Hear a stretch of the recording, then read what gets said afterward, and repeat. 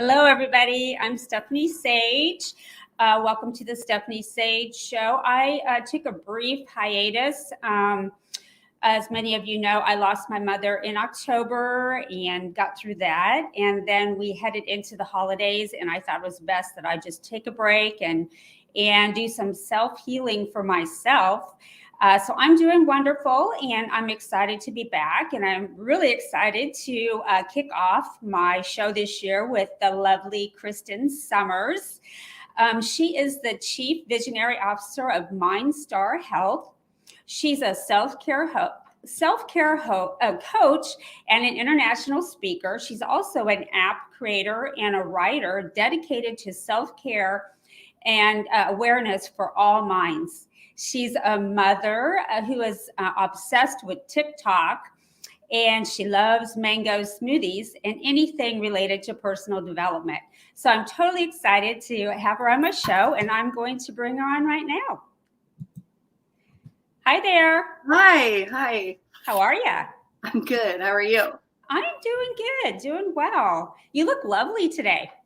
Thank you. I just added pink back to my hair. I was thinking of the new year and all that type of stuff. And so just, it's one of those things we always kind of set intentions, right? Things we want to do for ourselves.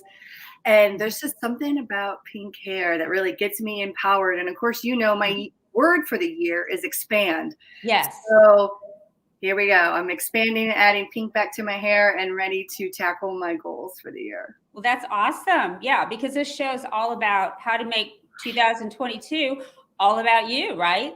Right. Exactly. I mean, it really should be. And I really hope the pandemic has helped people kind of realize, awaken them. We talked about this, right? Yes. Awaken them to realize that, hey, I matter. Guess what? I only have this one life, in this body on this earth, and I need to be doing things to take care of myself better and pursuing my goals and going for it, Yeah. Yeah. I mean, I think a lot of people are not aware that we are in the midst in this world about a great awakening. And that's about people awakening to a lot of truths and realities, whether they're pleasant or not, but also about awakening to their own self-truths.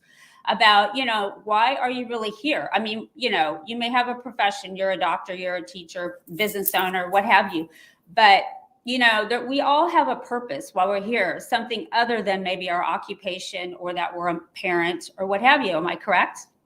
Oh, yeah, absolutely. I like to say that we have multiple purposes. Yes. So when I tell people, when I talk about my purposes, they're like, plural? I'm like, yes, you actually have more than one, if you can believe it.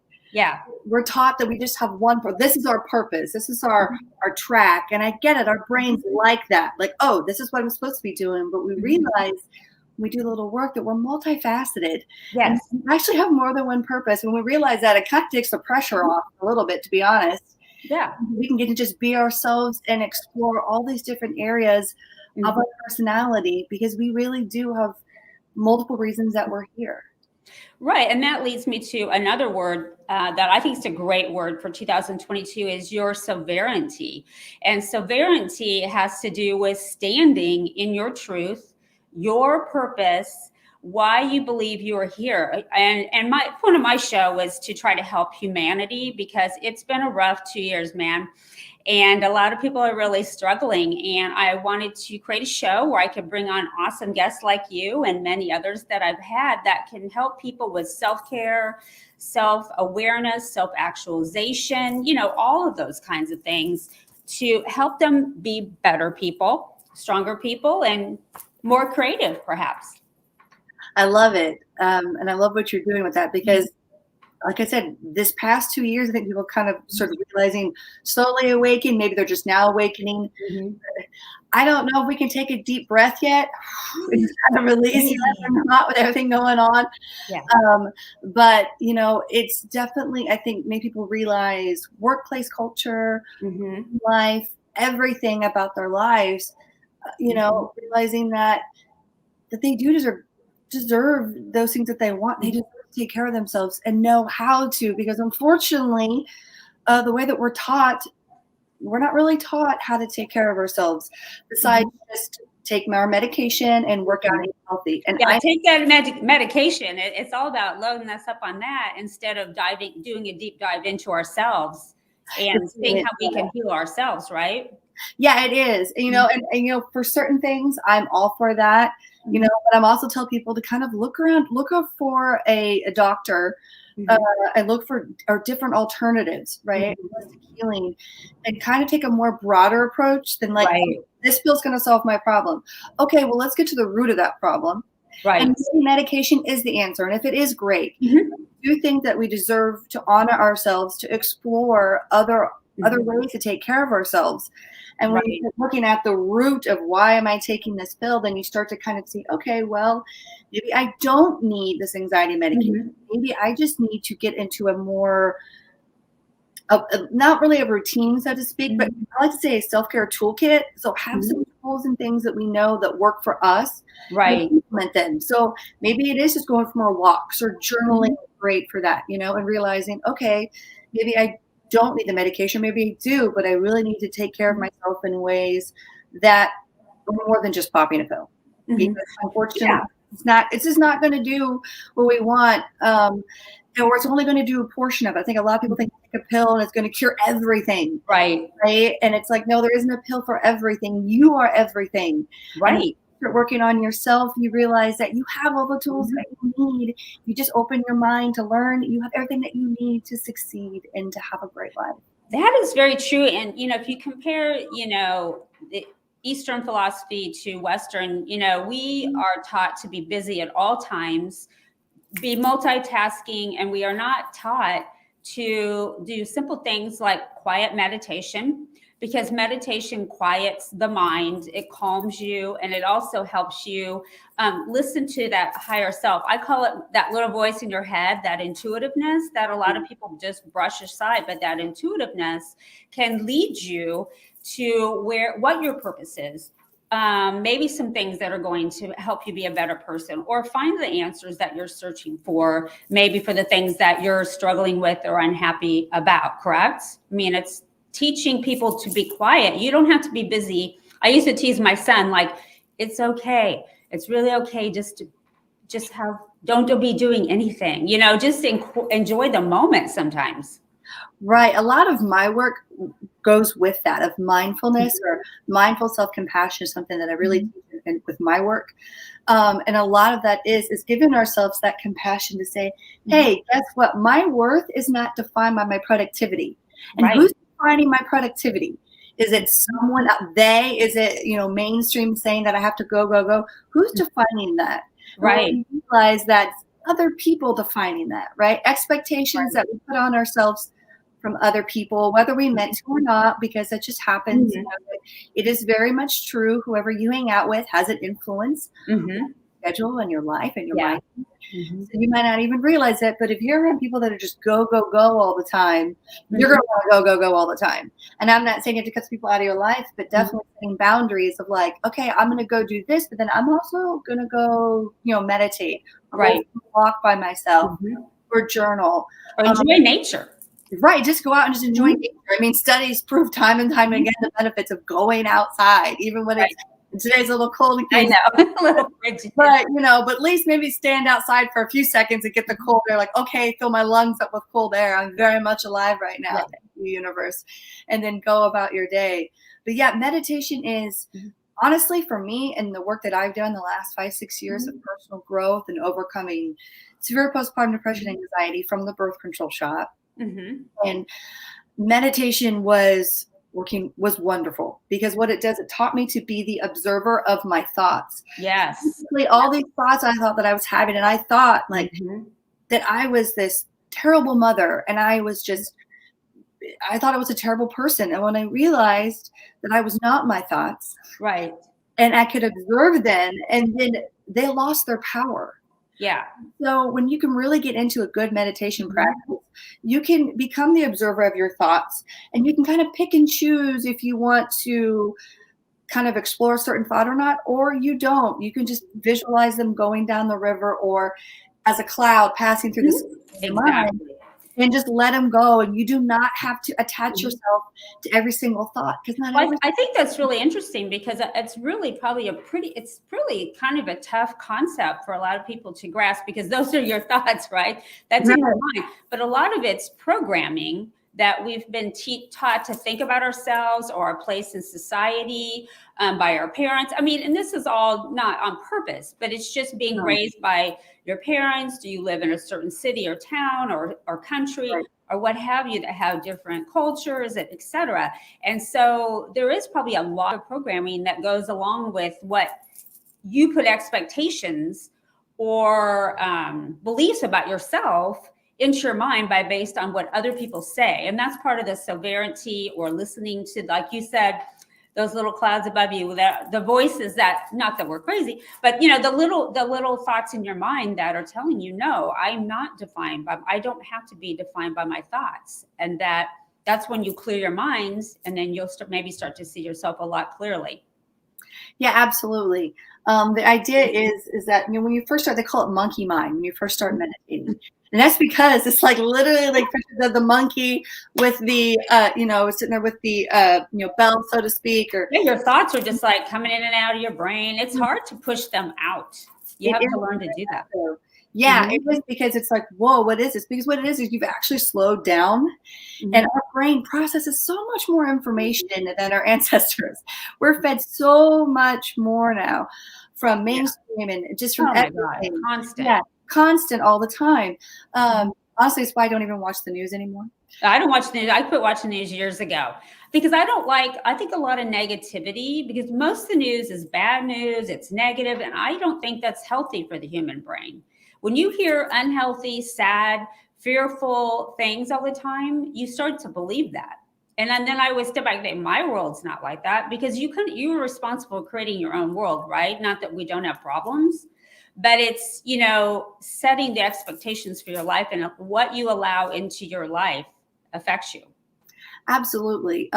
So I have a journalism background. I have a journalism degree, and I will tell you, in journalism school, that this is early 2000s. Mhm. This is before really social media took off, Mhm. and we have, you know, citizen journalists and all these things. Mhm. What they're actually taught in journalism school is that it takes some broadcasting classes, and Mhm. the thing I with want to be a journalist. I admire you for doing that.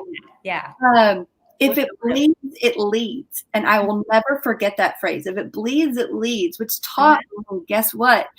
All that bad stuff of stuff happening in the world, which, you know, not watching the news, you know, as someone who is an optimist, people say, oh, well, you're ignoring what's happening. No, no, Yeah. I'm very much aware. I'm Mhm. aware of what's going on in the world and all the Right. bad things that's happening, but I make a choice Mhm. today. Exactly. I see that, but I choose my reality, because here's the thing: we all live in our Mhm. own world, in our own reality, Our right? perceptions. Right, Mhm. and how we choose to see the world. You know the expression, the rose-colored lens. Mhm. Yeah.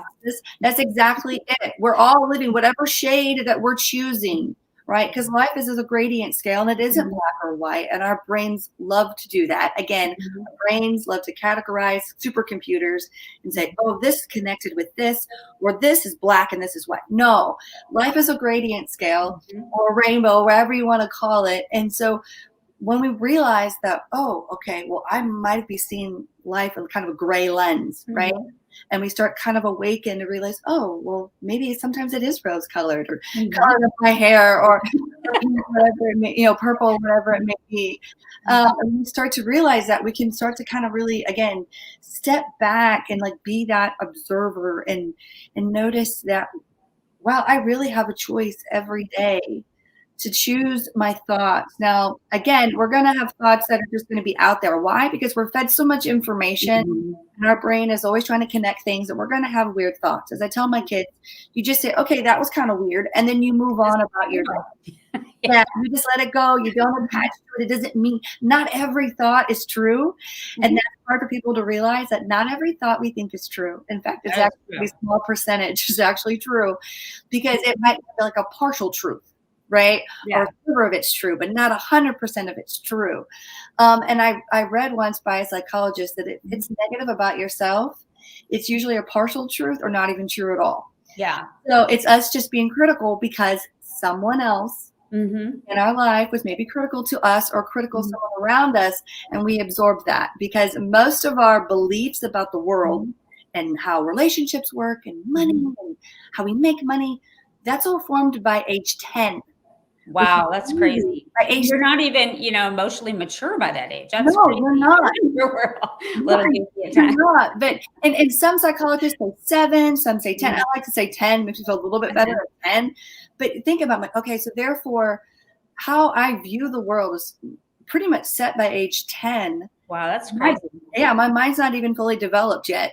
So then Mhm. we're having to spend, if we don't do the work, we're having to spend most of our adult life kind of taking away and rewiring those limiting beliefs to what's actually true. Right.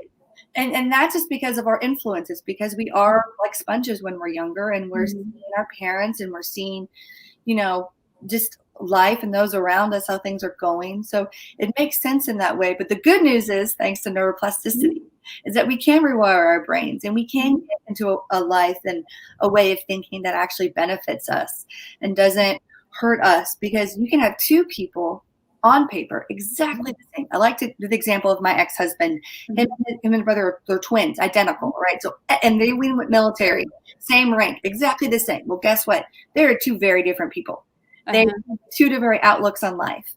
So, it kind of tells you there that mindset really is everything. It does. It's everything. It really is, because you could, like I said, you could have two people with exactly the same on paper, and one could think the sky is blue and gorgeous. One could think the sky is gray and dull, and life just sucks.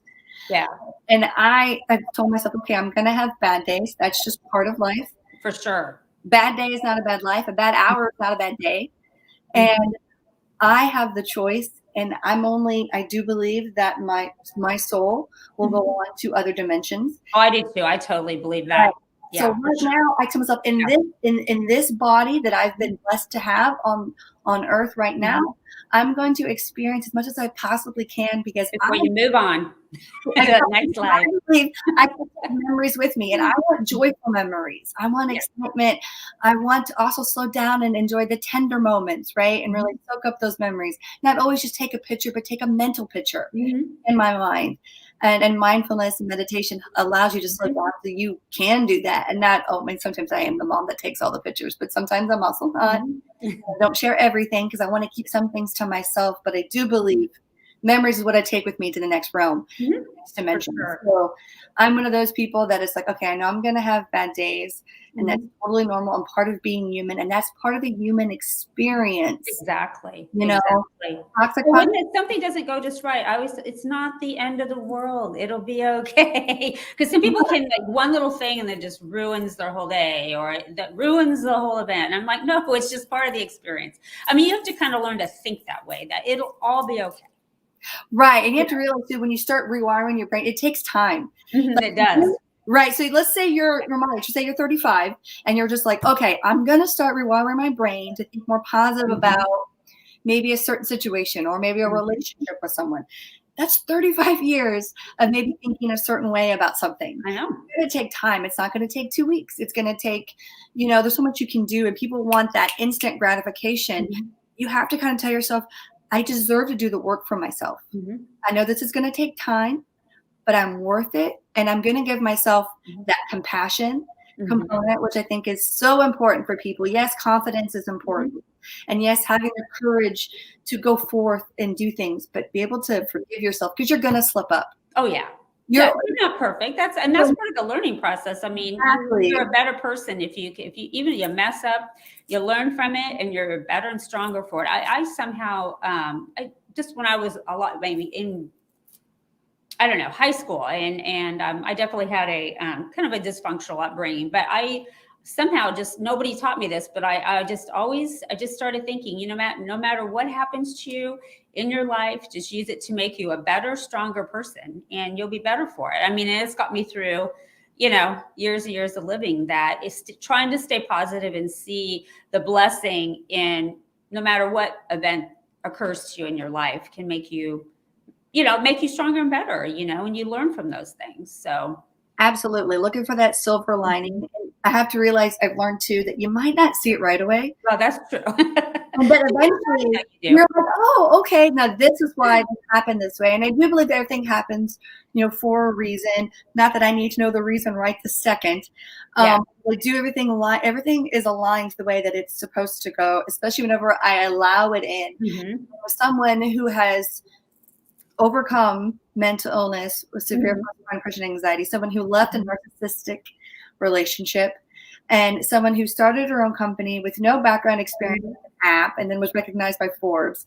I can tell you, it's one of those things when you start realizing that everything you want is on the other side of fear, and you realize that fear was put there, that other people hold the people down. Yeah, but it's other people and their limiting beliefs, because they're kind of that generational kind of handing down of, well, you can't do that, well, why not? And so when I started to realize that and realize that, all these things they're making me stronger. And I have a choice. The situation can be my womb, and I can use it to help grow and expand into this next level, as I say, Kristen 2.7, or whatever level I'm at now of myself. Or I can make it my tomb. And it's, no, I'm not going to let this one situation, so this one bad experience that maybe lasted. Define your life. I'm going to let it take how many hours of my life. I'm going to let this one bad hour ruin my entire life, whatever it may be. And I will admit it. I was raped at 17. And my God, that's horrible. So I had to, and here's the thing, it's not the type of rape they typically talk about, because it wasn't violent. It was my boyfriend at the time. And so I didn't know about consent and all these things. But still, that was something that, I can talk about now because I've processed it. But that was like 10 minutes of my life. Am I going to let that situation of 10 minutes ruin my view of men completely, or ruin my view of relationships or sex or intimacy? And I chose not to. I'm like, no, that was just this experience that happened to me. It's terrible that it happened, but here's what I learned from it. And I actually ended up forgiving the guy. I did a lot of work around it. But the thing is, like I could have sat there and had a chip on my shoulder and took that with me into all my next relationships. I chose not to. And because of that, I'm now in an incredible relationship now that I sometimes have to say, pinch me. I can't believe this is real.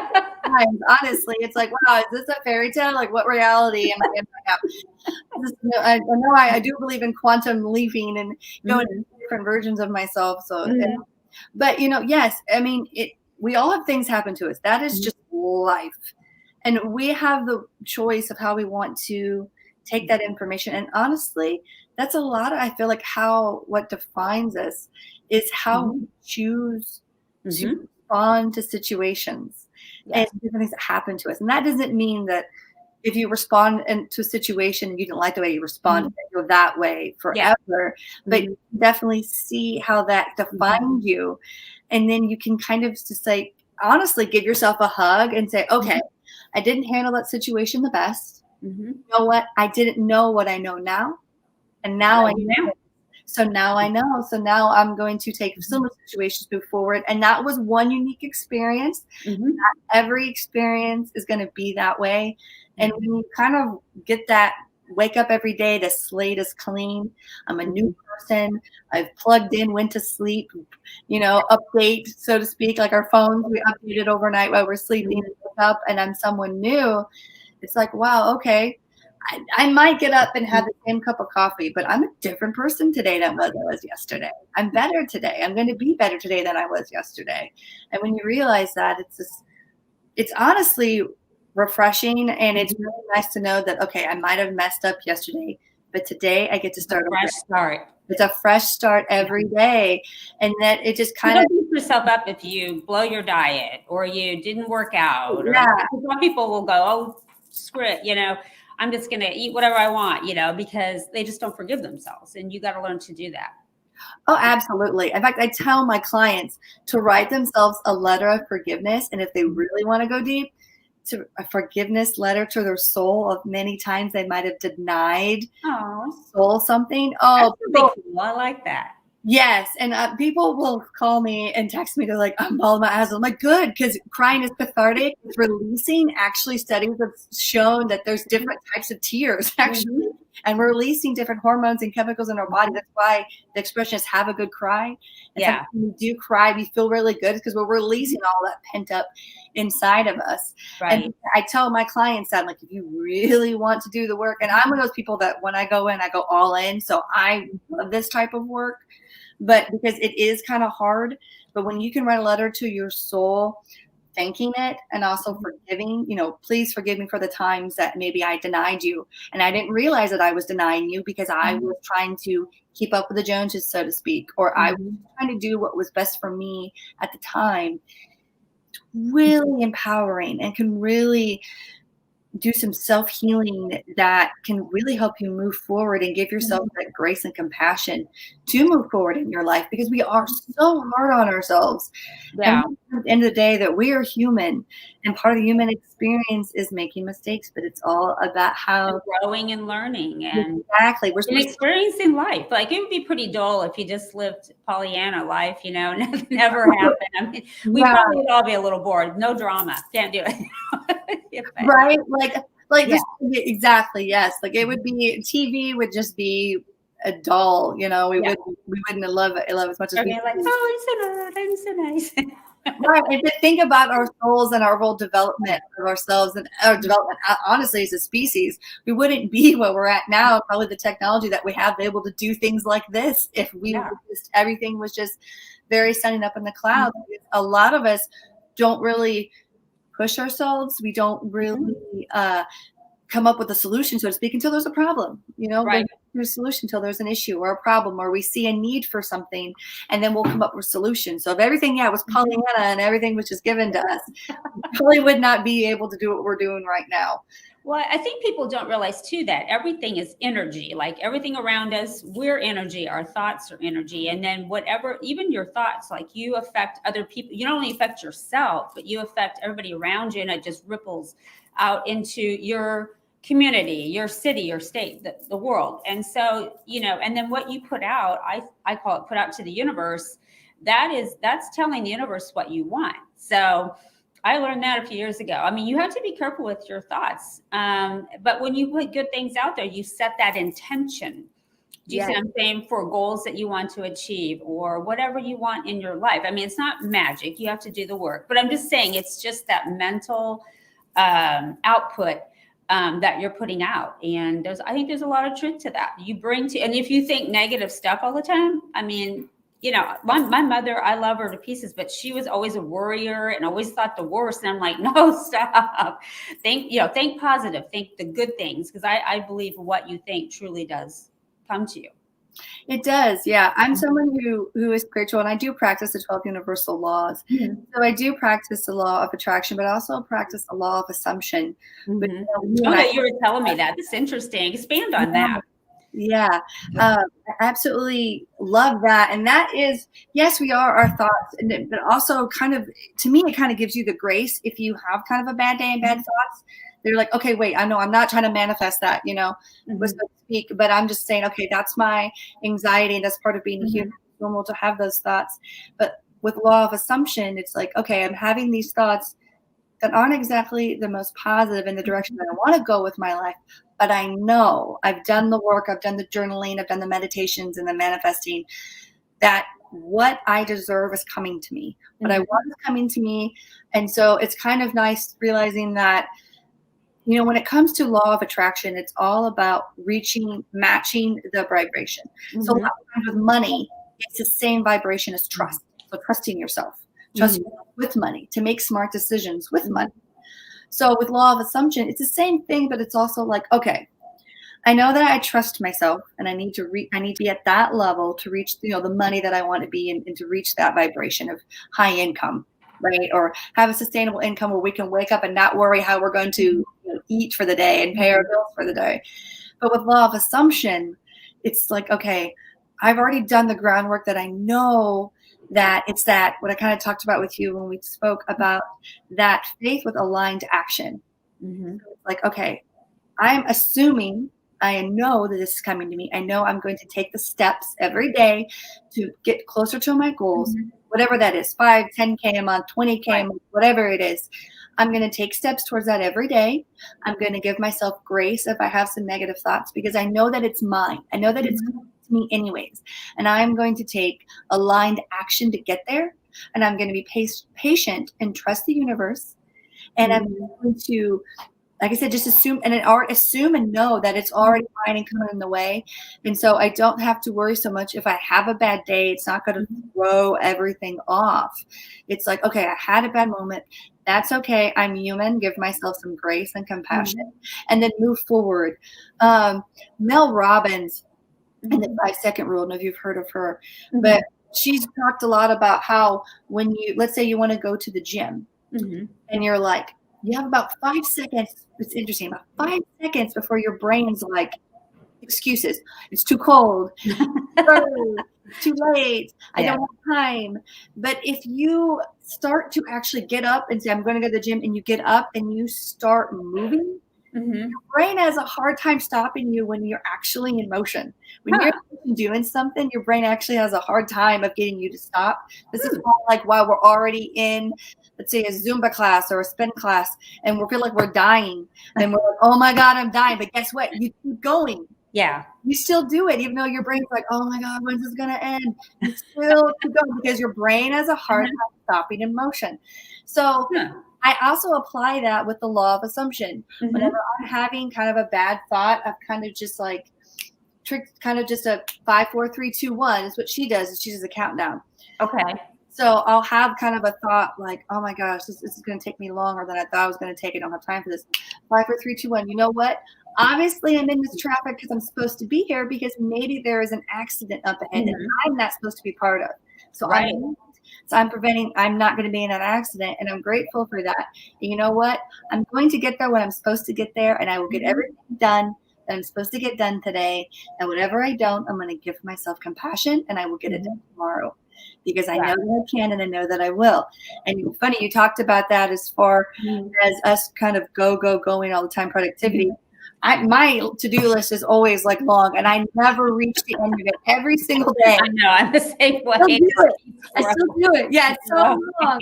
But it's like, okay, so then I always, and Mel Robbins talks about that too, is prioritizing. Like, okay, what's the top 5 things I have to get done? I want to get done all these things. What's the top 5 or the top 3 I have to get done today? Yeah. So, but yeah, with the law of assumption, you know that it's yours. You know that you deserve it. So you're I like that. Yeah. So you do the groundwork of like, okay, I deserve the healthy relationship.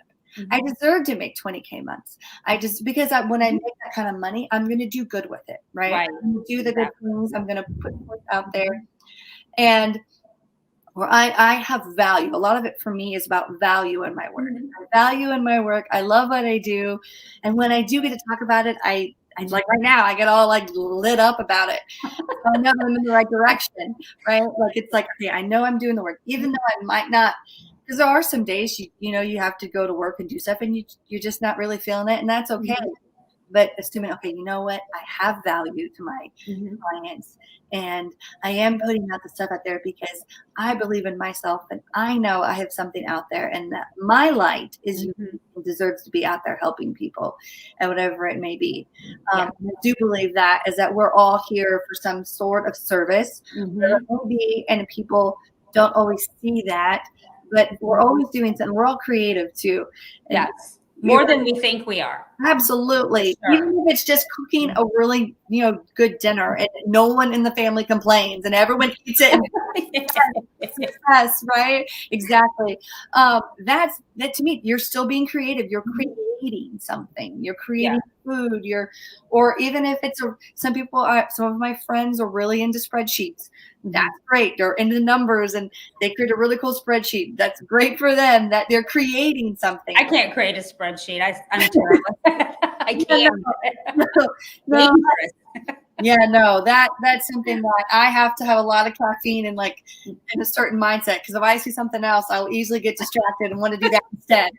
That's definitely one of the things, like no one distracts me. I don't want to do this. I need to just get it over with. The situation, I'd much rather be doing something else. But what's great about the law of assumption, and I have been really practicing scripting, which is just writing out your day. And I've never done that. That's interesting. Yeah. So scripting is Sometimes I do it in the morning, sometimes I do it in the afternoon, but I always feel better when I do it. And I used to do long, like pages, and now I've gotten better to where I can just do it in about a page. So how does this differ from like a diary, the traditional Yeah. diary or journal? Sure. So, like, typically with your diary or your journal, you're processing things. You're gonna be writing how you feel, or maybe how at the end of the day how your day went. Mm-hmm. With scripting, you are kind of tweaking your reality the way that you want. Oh, the assumptive diary. Yes. And so you're scripting out like how you want your day to go. And so it's just like, I am going Wow. to have a fantastic day because I provide so much value to my clients. And I am, like I'm going to, and I've tested this out. I've tested this out times. I've been like, I'm going to get a text from an old friend. I keep it vague, but I'm like, I'm going to hear from an old friend. It's going to be so great to hear from her. Within 48 hours, I've usually heard from somebody. I haven't heard from. And it's like, cool. just kind of just assuming, just like, this is how I want my day to go. And it might take a couple days. It might happen within an hour. It might happen in a week. But I've had things happen where I've scripted out, and within a couple days, it'll happen, and a light bulb will go, I wrote that out. I scripted it. Well, then you can go back and read that. Or wait, also, I want to interject about meditation. I always take my journal with me because when you hear those thoughts, that little voice telling you what you should be hearing, then you should take time to write that down too. Absolutely.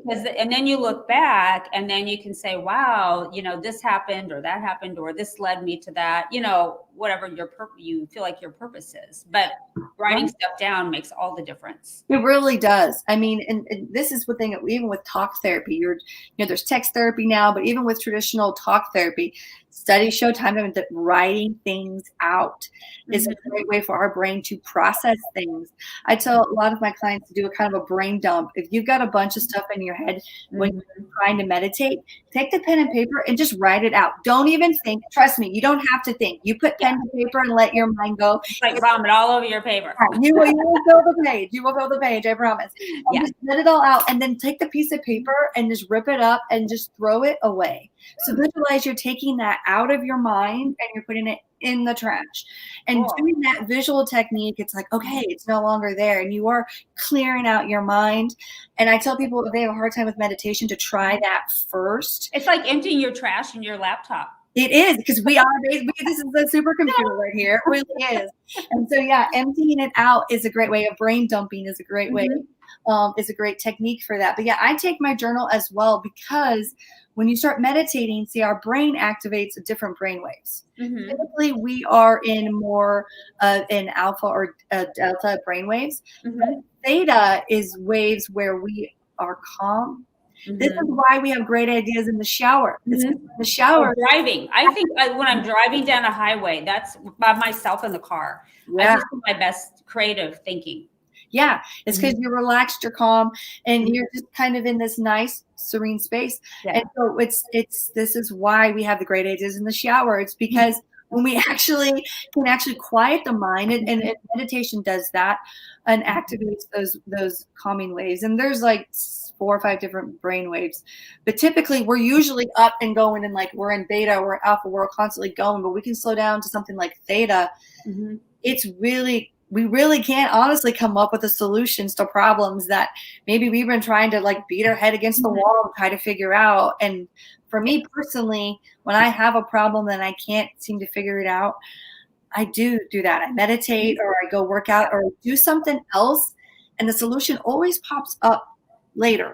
So I'm like that like with business, that we've had like a challenge that we don't know what to do. And I'm like, okay, we're just going to sleep on it, clear your mind, and then it may not be the next day, but usually the answer usually will come to you. Like if you just kind of quit worrying about it, meditate, or sleep on it, it's funny how that answer will provide you clarity pretty quickly. Yeah, it's interesting with the mind, honestly. Like we really just by calming, by being like stress, like fear, anger, stress, those are all, I think, really bad for your mind. And when you are so busy and you've got all this stuff, I mean, you can't even think straight. I mean, and you aren't thinking straight because your mind is like a processor trying to organize everything. And that's why we need to do this. We need to educate people more on just, it's okay to be calm.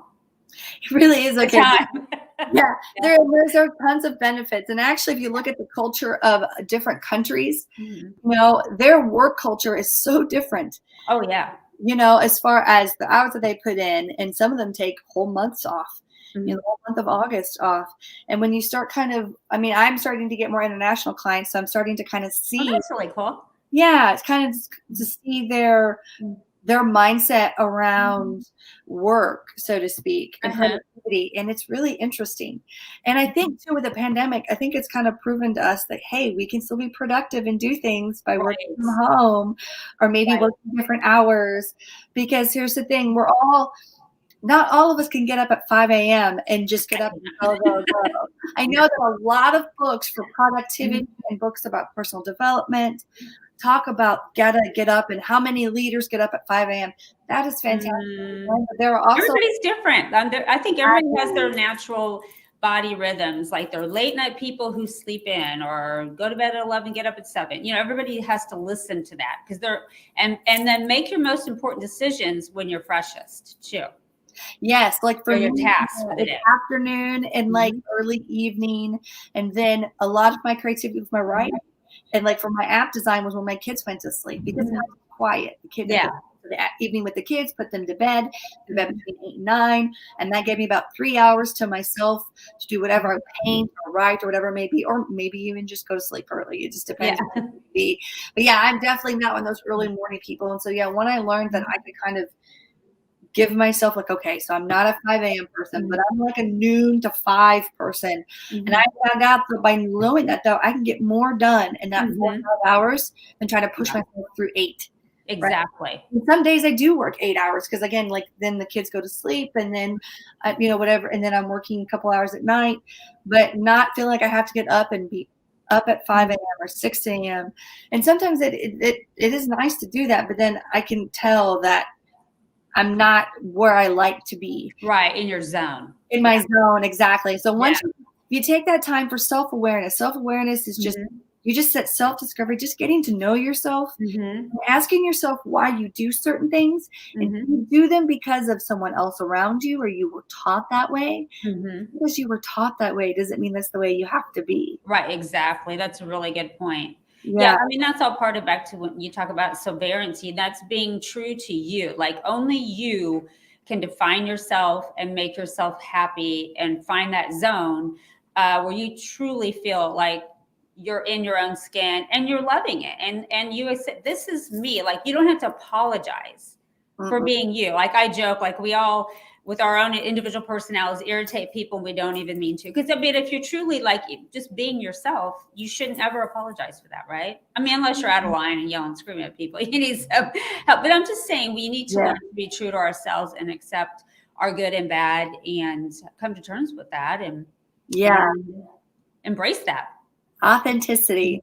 I Yeah. run my business with the power of authenticity and vulnerability. Yeah. And because of that, I truly believe this is why I've been able to be a Mhm. success starting out with my business and people wanting to work with me and come speak at this conference and whatever it may, or this podcast is because of authenticity. It's because Mhm. I've taken the time to figure out kind of who I am, knowing that I'm evolving, knowing that I'm not Mhm. one thing, and taking myself out of the box, so to speak, and just learning to just love myself. And yeah, we're going to flub up or whatever it may be, but that's part of emotional intelligence Right, for sure. of knowing like, okay, I slipped up, owning it, knowing how to Mhm. apologize to others and be Mhm. sincere. And when you are authentic, people notice because we're Mhm. sold so much. Again, we're fed so much every day. Yeah. You can kind of tell when someone's being disingenuous. Mhm. So I really believe, especially with businesses now, I think Mhm. that's something that I'm starting to see more of Mhm. workplace culture, Yeah. and I'm hoping that I'll see more of this year is Yeah. that authenticity and people wanting to know that their employer cares about them, that they're Yeah. more Yeah. than just a number. And I think I'm glad people are waking up and realize I am more than just a number and a desk, a body filling this chair. Yeah. And getting to know yourself and just kind of again getting comfortable in your own skin, so to speak, Mhm. or in your own company skin. I mean, we really worked hard on building our company culture and doing trainings on that. And now I started a really good in-depth onboarding, because I basically tell people who we are, you know, what our culture is like, because that helps them say, is this the place for me? Even before they start, or maybe they think, wow, this is a really cool place to work, or what have you. But there's also a whole new, I don't know if I call it a movement, but there's actually a group in Kansas City called Conscious Capitalism. I don't know if you've heard of that. It's a Kansas City branch. Christine Long kind of heads that up. Oh gosh, I can't think of I can't think of his name right now. But yeah, and what's that all about? I've been studying that, is bringing what you're just talking about, the authenticity into your companies, and being more authentic and genuine, and trying to, you know, you pay your employees to do a certain job, et cetera, but it's more than that. It's about them finding a purpose. Can they find a true purpose in their job or with your company? And everybody comes together as a team, and everybody benefits more. Do you see what I'm saying? No, I love that. Absolutely. And that's what I talk about, because I actually start offering self-care pop-ups at businesses where I come in. Sometimes it's like a lunch and learn. Sometimes it's like a half day. People have me come in and talk to their employees. And that's what a lot of it is about, is just kind of remembering that, you know, that you are a team and you all play a role, and there's really is a ripple effect. Exactly. You know, if you think about that, when it comes to a ripple effect of dropping a small pebble into the water, it doesn't do much of a ripple effect, right? But if you do a bunch of little pebbles, what? Well, there's many of them, all of us. Yeah. So I like to tell people when I go to businesses to think about that you're all kind of this tiny pebble collectively together. And when you all work together, you're making that ripple, that impact. Right? You're providing that service, right? Because that's what you're there for. Because you have talent and you have skills that employer believes in you. You can perform that job. And a lot of people, I mean, I used to work in a 9-to-5 magazine. I 7 financial publications. So it was a constant deadline all the time. And I was in a culture where we were just basically just told to sit there and just get your work done.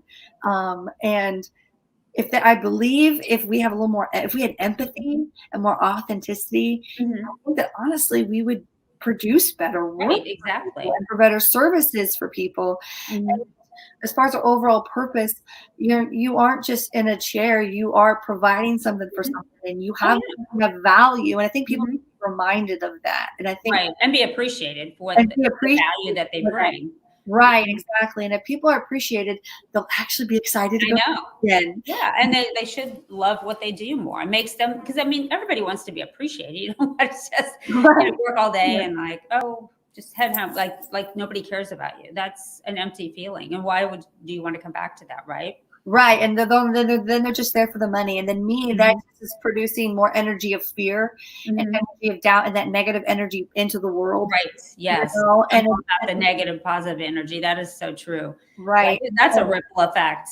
It is. It is. So that's why I started those pop-up businesses, to kind of help with that energy in the workplace. So when we're putting out their service, their product, it's coming out with better energy and more positive energy, because that's how we're healing the world, is collectively coming together and shining our light. And that's how we make a difference collectively together. Yes, you're right on that, because and that's kind of part of the reason I started my show too, is just to help people realize that everything that you put out there, like we were talking about energy, you know, it's how we come together with positivity, love, empathy, all those good things that create high frequency, high energy, versus hate, negativity, anger. Those are all low energy things that drag people down. And that's what also stifles creativity in people and their willingness or ability to really see beyond what they even dream that they can be. It holds everybody back. That's how I see that. So absolutely, because we are actually limitless, and our self for sure. It's kind of like this well. I work with my clients, like you have this well inside of you, and every day your cup is full. Right. And you have the choice of what you pour into every day. But if you're not working on filling that cup yourself, or allowing others to fill that cup with compliments, like actually learning to take a compliment was a hard thing for me. I can take it now, but trust me, you're beautiful. I love your pink. Oh, thank you. But it was like, you know, we're taught, you know, like, oh, Yeah. Like for me, if I were to say, oh, thank you, or to be kind of sarcastic, oh, I know, or whatever, that come off as cocky. Now, the Right. difference is confidence and cocky, and learning that difference Right. makes all the world for me.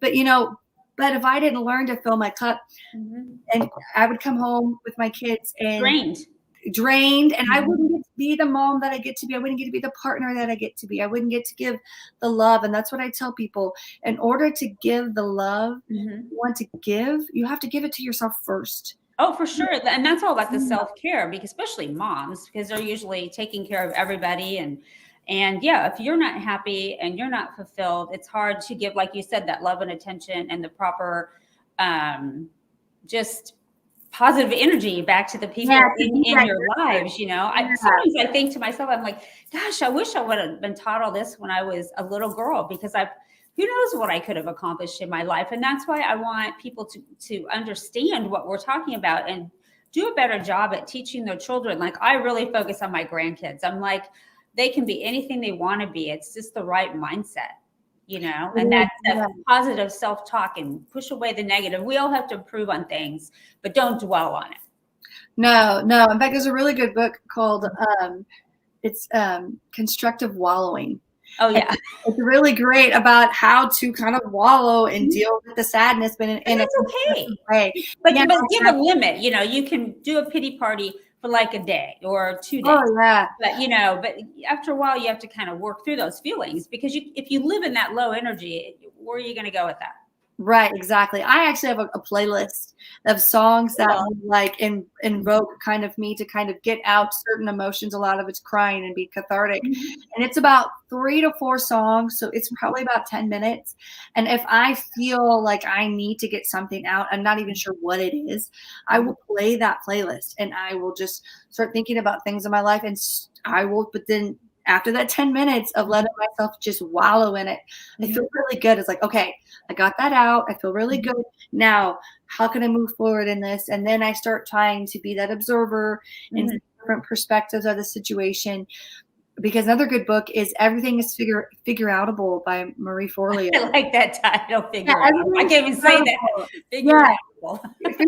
But that's what talks about. And when reading that book, it was like, and so I do tell myself that. It's like, okay, wait a minute. Everything does work itself out the way it does. It does. And you know what? The money always shows up. The client always shows up. Everything always ends up working itself out. And everything really is figure outable. You just might have to take that step back, like we talked about, right? Or the meditation. There's always a solution for everything. There really is, or multiple solutions. And it's kind of figuring out which one's the best one. And sometimes it is trial and error, but that is the joy of life. Because if everything was honestly mapped out the way that we wanted to be mapped out, there was no surprises, it would be really boring. Well, do you ever watch the movie Parenthood with Steve Martin? It's like an 80s movie, but he's making fun of his wife's grandmother, and she's a little old sweet lady, and she gives the story about, so-and-so, their life, my life is a roller coaster, up and down, all these crazy turns and blah, blah, blah. It was so scary, but so exhilarating. And then she talks about somebody else she knows, but the other one, they're just on the merry-go-round. It just goes round and round. Not exciting at all, nothing. So I always love that example of life, because that is so true. I would be bored on the merry-go-round. I have to admit. Absolutely. Yeah, I do. I like that as well. Yeah, and like I get it why our brains want the merry-go-round, because our brain wants safety. Because why? Because we used to have saber-toothed tigers chasing us. We don't have that anymore, thank goodness. Oh my God. Other things that invoke those type of chemicals and that type of feeling in us. We think it's life-threatening, but really it's not. But it's really just our programming throughout generations. Yes, for sure. Like, okay, wait a minute. Kristen, the saber-toothed tiger is not chasing you right now. It's not a life or death situation. You are safe. You're perfectly fine. But that's the way our brains are like, oh my gosh, this is the worst thing ever. You always think the worst. And then usually it's nothing like what you be, or you're so scared you're going to turn up at a networking event and nobody is going to talk to you or something. You build this whole thing up in your mind. I schedule a webinar, no one shows up. I think the first time I spoke, my family came, I spoke at Comic-Con in Kansas City because I just thought, why not? And wow. There was like 11 people there. I only anticipated 5, and the 5 was my family. But the fact that 11 showed up, I was beyond excited. But then my friend, she's like, only 11? I'm like, yes, 11 people. I only in my head thought 5. That's more than double than what I anticipated. But I was so joyful of those 11 people that came to hear me speak. And so, right, exactly. You got to start somewhere, right? I mean, you appreciate those that are there. Exactly, and then I just spoke at a conference of 5,000 people, and now I'm speaking at one. Oh my God, for way out. Voting that's now going out to 50,000 people next week. So it's like, it's one of those things. Yeah, you have to kind of celebrate those victories and realize it's not the end of the world. That our brains have a natural negative bias, and that's okay. We can just say, okay, I see you, negative bias. I see you, but guess what? Yeah. You're not operating the car right now. I'm driving the car. I'm in the driver's seat. I'm in the driver's seat. Man. You can just sit in the back and just stare out the window and just go on, whatever it may be, or however you want to visualize it in your head, and just go. Sometimes I even like to visualize. I'm big on visualizing stuff in my head. So I'll even say, okay, Kristen, and I'll give myself in my head, okay, I'll hug. Okay, I see you. But you know what? It's really not that bad, girl. We've got this. And then you're going to go sit over here, and I'm going to take control, and we're going to rock this out. And so that really makes a difference. Again, that compassion component of like, I see you, negative, and I understand that you're there and why you're there and why chemically you're there and everything. But guess what? I make the choice to go this direction. Watch me go and watch me soar. It's like instead of the devil and the angel, it's the positive talk and then the negative talk. Yeah, it really is. And sometimes with my kids, I like to tell them to picture their anxiety as a color or shape. So like my son, he's all like, it's a little green blob. So I like to joke it's the Mucinex guy. I'm like, it's the Mucinex guy, the little blob, green thing being all negative. You say, okay, no, thank you. We're going to put you down right now. Or flick you off and visualize. He'll say, Mom, I'm flicking it into the water. I'm like, good, flick it away. There it goes. And guess what? Now, what's your positive look like? And for him, it's favorite color's red. So mine's red. And it's just like kind of a red kind of like an orb. I'm like, great. Focus on the red happy orb. And when the green's there, I say, okay, I see you, green sad Bob. I'm going to choose to focus on the red orb. And actually, his therapist at school told me that was a really great technique that I taught him, which really, really cool. Teaching my kids, that's nice when you hear from a professional of that capacity. And so I like to also kind of do that myself, or give it a shape, or whatever it may be. Or, sometimes for me, it's a version of Kristen's kind of a Stepford wife that's very much perfect and pristine and everything, and say, okay, that's not me. I'm not going to perform and be this person that has to be on and perfect and look polished all the time. I'm just me. And you know what? Some days I look good. Some days I don't. That's fine. I'm still me. I still love me no matter what I look like. And that's okay. And that's what it takes, is honestly just embracing all sides of yourself. For sure. That is a good point. Yes, because we all have the light and dark in us, and we can see the dark, because honestly, you can't appreciate the stars unless you're in the dark. Yeah, that's a good point too. So there is some benefits to seeing the dark. It's just seeing, acknowledging, accepting it, and saying, okay, now I'm going to choose to turn into the light. Yeah. Because being perfect is just way too much work. It's ridiculous. It's just not even worth it. Like, why? Because not for that. The person that's noticing is you. Like, you could put something perfect together and no one notices. Why? Because they're thinking about themselves. Most people are thinking about themselves. And then when you realize it, like, oh, they really don't care. Because honestly, Maya Angelou said it. It's not really what you say or do. It's how you make people feel. I need to be authentic, because then they can feel that authentic and light and that energy. Yeah. You knew what she was talking about there, about energy right there. Well, yeah, about energy. But people also, I think, only remember like 10% of what you say, even in a conversation. Yeah, no, they really don't remember it. Piece it together. And so, yeah, it really is how you make people feel at the end of the day. So then obviously they want to work with you, right? Or keep talking to you, or wherever it may be. And that's how you build those genuine friendships. Because I tell people, I like to picture your followers as like pennies, right? They're just there. If you see a penny, okay, you see a penny, you go on. But if you see a dime, yeah, you might pick it up, but everyone picks up a quarter. I don't know anybody that passes a quarter by. Mm-hmm. So, when you're working on yourself and being authentic, you're also like, okay, I'm putting myself out there because I'm looking for those quarter friendships, those friendships of real value. And when I'm authentic, that allows a safe space for other people to be authentic back with me. And therefore now we're growing and evolving and building this quarter size or dollar size friendship that has real value to my life and provides value to my life, as opposed to a penny or dime that's just kind of there for the moment and fleeting and leaves. And so I tell people, like, when it comes to friendships, do I want 100 pennies or do I want 4 quarter friendships? That's a good point. Yeah, that really I know they're going to be there through the test of time and Mm-hmm. actually really care about me. And not that the people that are penny people can't become quarter people. That takes work. Yeah. But it all comes down to you. When you're authentic yourself, you're allowing people the safe space for them to be authentic, and that's how we really grow and evolve individually and collectively. Yeah.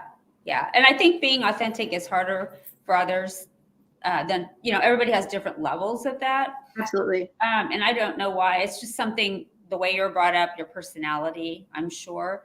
But, that is very true about, probably building that true friendship where those people will truly be there for you takes time and effort and a lot of work. And that's okay. It's just life, that Right. not everybody's going to be there, but you can still have a lot of other awesome relationships, along the way that you help other people's lives be better and they help yours be better. I think you are probably one of the most wisest, most creative, authentic guests I've ever had. Oh, well, thank you for that. That's very Yeah. I just love your energy and just, you have so much knowledge and, I'm told. So I'm told. now you're going to cry on me being authentic.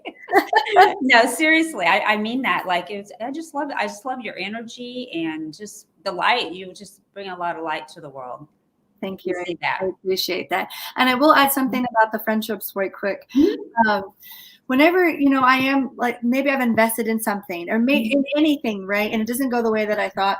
I tell myself I would much rather invest and be authentic to myself than pretend to be something else. Because let's say I pretend to be something else and it doesn't work out. It's like, well, I didn't even show my true self. So maybe it would have worked if I would have been more authentic. Right.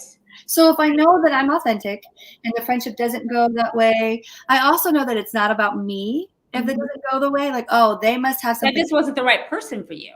That wasn't the right person for me. And that's okay because there's 8 billion people, whatever it is now on the planet. And not everybody can be my bestie. And that's okay. Because I have so much love to give, but I don't have that much love to give. Right. And so, it's one of those things where it's like, okay, you know what? I gave my best self. That is enough. And if that doesn't work for them, that's fine. So be it. So be it, because it's going to work for someone else. Because by being authentic, I'm attracting the right people into my life. Exactly. And the right people will stay. And the people that leave were not the right people. And then honestly, they could have, betrayed me, so to speak, or turned on me. And I'm protecting myself actually in the future. I'm not trying to force something that obviously was not meant to be or be there. Yeah. So by doing that, I've weeded out some friendships. Divorce also helps with that. But honestly, then it was able to kind of really let me see with my divorce of like, okay, who is my quarter friendships? Who really is here for me? And who do I really want in my life? Because why would I want someone that's negative all the time or that's kind of being passive aggressive with me all the time? It's a reflection of their character and not mine. I'm only in charge of mine. But if I show up authentic, then I know that I've done the best I can. And that's all that's all you can do in a day. That's all I can do in a day. And if I'm the best I can be that day, then that is enough for me. And if it's not for them, then I know it's enough for someone else. And it always is. Well, and that leads me back to when COVID started. I think you talked about there were some positives out of that. But I think one of those was, like for me personally, reevaluating how I was spending my time. Yes. Because it made me realize how harried I was, just like run, going here, but no, taking the time to really make sure that you're spending time with the people that you need or want to be spending time with, because our time on earth is short. And that doesn't mean that you don't want to hang with other people, but I'm just saying we only have so much time in our day, and we need to make time for those special people, especially, you know, like I lost my mother in October. Like, you got to make time, because people aren't here forever, you know. No, they're not. You know, my mother has an operable brain tumor, and we've been very gracious for 13 years that she's been here, and they only gave her 5. And they say her attitude plays a big role in that, actually. And I do believe that, because she slowed down some, and yes, she's taken some of my advice when it comes to compassion, thankfully, for herself. But her thing of like, okay, I have this, but I'm still going to go out and enjoy life. I'm not going to let this get me down. But even then, I still think she's on borrowed time at times. Right. Well, we all are, actually. We really are. We really are. And so it's kind of like being, appreciative of those moments, because you just don't know. As much as we try to predict things, and because the thing, everyone who passes had plans. Everyone who does something, a tragedy happens, they had plans for the future. They had things they wanted to do, and so that they might not have get to do. So really, every day is a gift that we get to move forward. And you know, even if it's just one small thing, I told people starting out, it was even one small thing a day. The small victories lead to the big victories. That's for sure. We only celebrate the little victories. We'll celebrate the big victories, but if we start celebrating the little ones, we practice gratitude. And there's tons of research on gratitude benefiting us. Gotta be full of gratitude. Yeah, you have to. And even if it's just gratitude that you're still breathing, if that's all you can, that's fine. The thing is, you can find something. And when you start tuning your brain to that, you start finding all kinds of things. And then life is kind of rose-colored at times, and really quite beautiful, even on cold days like today. When you're cussing and when you walk outside and getting you're cursing and everybody just want to get to the car, and you're like, hurry up, let's go. You know, the kids, because you're just my friends are freezing, but at least I'm here. Exactly, right. And then you're like, okay, I appreciate that my car is working and the heat's working in my car. Yeah, and that your heat's working in your car. That's a blessing. You can that is very much a blessing right now. We're like, you know what? Yeah. It's end of January, which means February is coming, which means March is almost here, which means I love March. Yes. Yeah. To me, because March is like, okay, we're starting right around the corner. Right around the corner, spring here. And so it's like, okay, we're almost through January, which seems like the longest month ever. February is the worst month. Yes. The first 2 months are the longest. Yes. Yeah. And then after that, it's like, okay, now we were springing up. But I do take winter as that time as a time of reflection and really start making intentions and plans like that. So then when spring happens, then I can expand and move forward with the warm weather as well. Yeah. So, but yes, gratitude is everything. And I just appreciate this time you've let me had to share so much. I've been so excited and enjoyed this past hour. Loved having you on the show. And hopefully the viewers can take hopefully a ton of stuff from this show that will help them really kick off 2022 with intention, purpose, better self-care, just everything we talked about that will make 22. We got to pray that it's better, right? It's got to be better. It's got to be better. We're in the home stretch. Slowly but surely is better. And, you know, the days are long, but the years are short. And so, you know, you have to kind of take of like, okay, this day may be gone forever, but you know what? That 2 years really did fly by, even though I didn't feel like it really did fly by. So it's like, okay, the days are long, the years are short. Okay, but 2022, I'm going to set the intentions and goals that this is going to be my year for whatever it may be. Like for me, it's expanding. So it's expanding in a lot of different areas, career-wise, and love and travel and all kinds of things like this. But yeah, when if we can realize that we're worth it and deserve it, that's the core underlining belief. If we can really get that, like, I do deserve this. I deserve this. I deserve this trip, or I deserve this, shirt, or I deserve, some time to myself, mommy's time. Yeah. I deserve that moment to myself. I might just be hiding in the bathroom for 10 minutes. I remember this too. My grandkids are over. A second, I disappear. Where's Nana? They know, like they can sense it. They're like, oh, no, wait a minute. They're not paying attention to me. Wait a minute. And you have to go hide out, or for me, it's trying to like hide the last cookie and hide it and stash it back when the kids go to sleep and hope they don't find my secret stash spot. Or my daughter's like, no, I just want to eat this all by myself. Right, exactly. It's like, okay, mom made the cake for herself. No, I'm not sharing. Yeah, I don't know what you're eating, but I'm having this cake. But you know, one of those things. But yeah, when we realize that we deserve it, that's the thing is we don't think we deserve. We have to work ourselves to the bone. Realize, guess what? As a human, You we do. deserve to have a good life just for being humans, just for being beings. And Yes. when we realize that, it's utterly life changing. So I hope whoever's listening to this that you know core is that you deserve whatever goal that you have for this year. You deserve it. You deserve to do the hard work for yourself. You deserve a happy life, whatever happiness is to you. Yes. However you define your happiness, you deserve it. And just take small steps every day and just build on those steps and know that you're worth every second of it. Well said. So whoever's watching, set your intention and your purpose and have a fabulous 2022. You will. I know it. Yeah. Well, thank you so much. It's been just a blast, and we will stay in touch. Yes. Have you on again. Yes, I would love to. Absolutely. All right. Well, we'll talk to you soon. Okay. Take care. Bye.